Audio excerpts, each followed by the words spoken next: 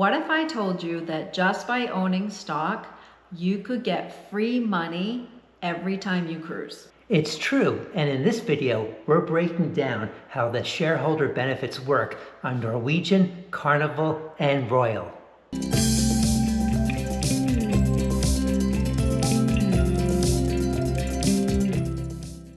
Hi, I'm Crystal. And I'm Marshall. And welcome back to the channel. If you're new here, please subscribe because on this channel, we share cruise ships, trips, and tips. And today we have a tip video for you. Yes, it's how you can use shareholder benefits. And it's really timely because we just received $100 in bonus onboard credit.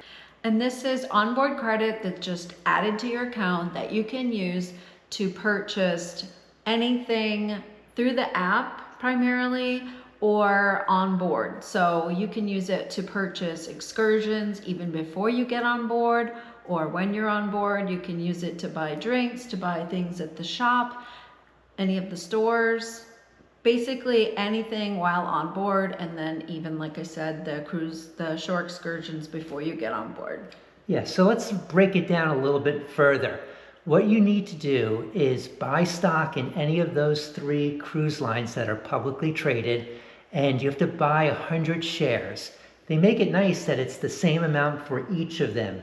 When you purchase that, you're good to go with this extra onboard credit benefit. And then you have to go through a couple hoops, emails, etc., and we'll go through the details. So let's start with Royal Caribbean Group. Now, just to be clear, that is Royal Caribbean, Silversea, and Celebrity Cruises. So we have sailed both Royal Caribbean and Celebrity, and we've used this benefit for both of those companies. So I own 101 shares in Royal Caribbean Group.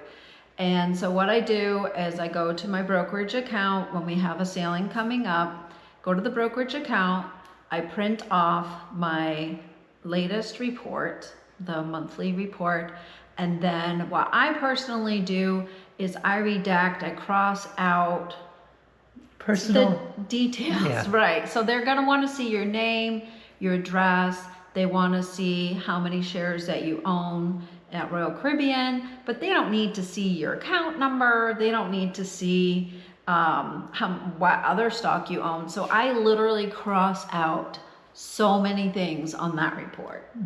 So typically there's 2 different ways you can submit this. There's an email address, which we'll link below, and also there's an online form that I think you most recently used. I did. So I completed the form. You fill out your name, your crown and anchor number, and then they also obviously want you to upload your report from your brokerage company, redacted, if you will. And then you also submit the date of the sailing of the upcoming cruise, the reservation number, the ship, and I think that's it. We'll show the online form here. And I submitted it a couple of days ago and I heard back yesterday right away. It was really quick. And they provide an email that says, oh, thank you. We value you as a customer and a shareholder. And then they give the name of the sailing, the reservation number, and how much money they applied to the onboard account. And then I could go right to that sailing and I could see it credited to the account. So we could purchase shore excursions or what have you. Yes, and you mentioned the amount. So let's be clear, for 7 up to 13 days, which is the majority of our sailings, we get $100. If it's less than 7 days, you do get just $50, but that's still $50 you didn't have.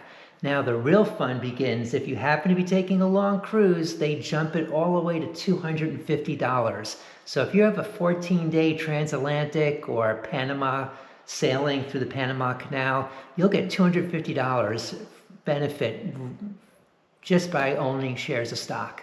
So the other day when I submitted my paperwork, I submitted the form for 2 cruises. because we have two coming up. One of them we paid full price for, which we got the $100 in cruise credit. The other one was a free cruise from a casino deal. And just to be clear, we did not get any onboard credit from the shareholder benefit for that cruise. So we were wondering if it would apply or not, and it does not apply on casino deals. So that sums up Royal. And if we go over to Carnival, there's a lot of similarities. I mean, I think the biggest benefit to Carnival is that their corporation has 8 different cruise lines. So from Princess to Holland America to Carnival and more, you have those benefits available to you.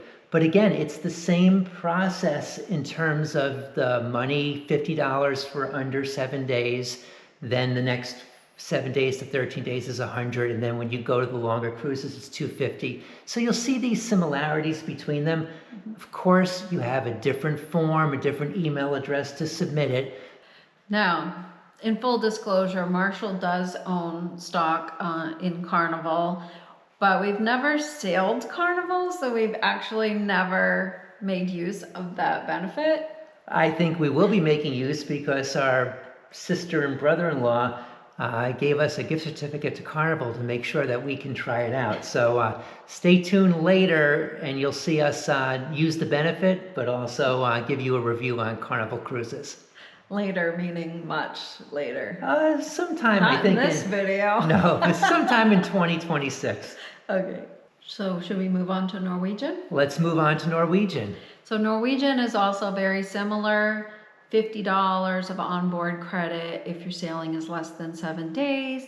7 to 13 is $100, and then 14 days or more is also $250.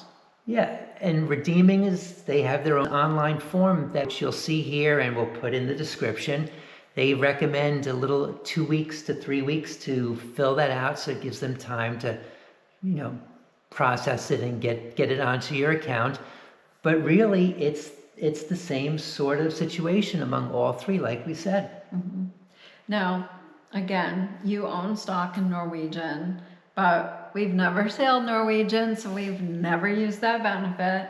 No, we haven't. And we don't have any gift certificates to kind of push us. But if you've been following our channel, we are growing, and I would like to try a few Norwegian Corporation cruise lines. So by the way, they have 4 that you can apply this benefit to. So I think 2026 is going to be quite a fun year for us. Their ships are painted fun colors. Yeah, and that's a reason to go on it, right? So I don't know. Okay, so some things to remember for all of these benefits. One is you need to submit for the onboard credit, completing all the necessary paperwork and submitting proof of ownership 2 to 3 weeks prior to sailing. I wouldn't want to cut it any closer than that personally. And then also it applies to each stateroom. One person per stateroom. So it wouldn't be beneficial for you and I to both own 100 shares in Royal Caribbean, for example. Only one of us would get the onboard credit, in other words. Okay, so this is not about whether you should buy or sell stock, but if you think it's going to do well, you may want to both purchase it, but you're only still getting one. Yeah, right. Well, one onboard credit per household per stateroom. Mm-hmm. Also factor in, if you cruise 5 times a week at a time, that's $500 of benefit per year that's coming to you. So it's something to factor in when you're making that decision to buy or sell these stocks. Mm-hmm. Also, I purchased Carnival stock, but they were stressing me out too much. Like it was like losing money, gaining money, losing money. I was just too stressed. I just sold them. Well, and I'm hanging for that cruise. I want that $100. So, all right. Just some other tips. One thing is, most of these cruise lines prefer that you have all your stock in one brokerage account so they can clearly see you own 100 shares. You don't need to have it all in the same account. Yeah, so I have one brokerage, so there's one report, but I do have some stock in an IRA and some in a Roth IRA, but they're all on the same report. So they're just in different pages of the report. So that has always worked out fine for me. Well, finishing up on tips, is there any other tips that you want to share? The only one I can think of is, this is what just helps me not to forget to use this benefit. Whenever we book a cruise, say we're booking a cruise for January 15th. Okay. I automatically just go to my December calendar and put a note there in the first week of December to submit the request for the January 15th cruise. Usually the end of the month is when you get your brokerage reports. So then the very next day, I'll just take care of it for the upcoming cruise. And what's great is if we had a cruise in January and February, for example, we could submit that one report for both cruises because they allow you a 90-day period. So that's also nice. Yeah, I have to say, I think type A's would remember. It's like type R's for relaxed, like me. It's like, I will probably forget, and then it'll be like 4 days before the cruise. I will say to you, Marshall, did you submit that? I know, but 4 days before the cruise, you'll say that, and I'll be like, and I'll be emailing Royal or Carnival, begging and I'll be spamming their email trying to get that. Just put it in your calendar. It's so much easier. Okay. Yeah. Yeah, just put it in your calendar. Right. That's the best tip I suggest. So you don't lose out on that $100 for that cruise. Yeah, I love having that free money. Yeah, it's good. It's good. Okay, well, we hope this was helpful. Let us know if you have any other tips or any suggestions or any questions. And thanks for watching. Appreciate your time so much. All right. Take care.